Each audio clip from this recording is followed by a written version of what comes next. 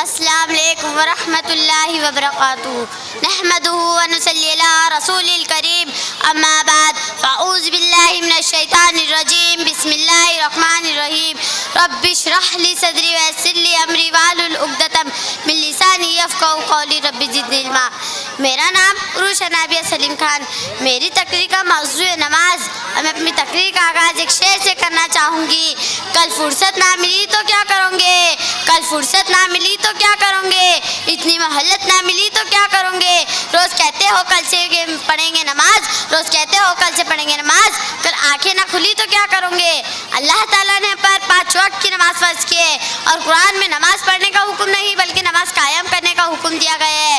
اللہ اور اس کے رسول پر ایمان کے بعد سب سے پہلا اور اہم عمل نماز ہے جو اللہ کی طرف سے ہر مسلمان پر فرض کی گئی ہے۔ کیا آپ جانتے ہیں پیارے نبی صلی اللہ علیہ وسلم نے جنگ کی حالت میں بھی نماز کو نہیں چھوڑا تھا کیونکہ وہ جانتے تھے نماز کے کتنے فائدے۔ چونکہ نماز کے بہت فائدے پر میں آپ کو کچھ ہی بتانا چاہوں گی۔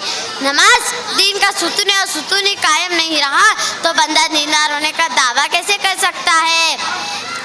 اللہ تعالیٰ فرماتے ہیں سورہ علق آیت نمبر 96 میں وسجد واقترب، سجدہ کر قریب ہو جا۔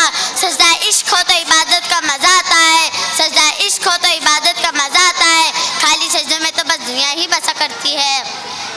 اللہ تعالیٰ فرماتے ہیں سورہ عنکبوت آیت نمبر 45 میں نماز ہمیں بے حیائی برائی سے روکتی ہے، نماز سے ہماری لائف ڈسپلن بن جاتی ہے۔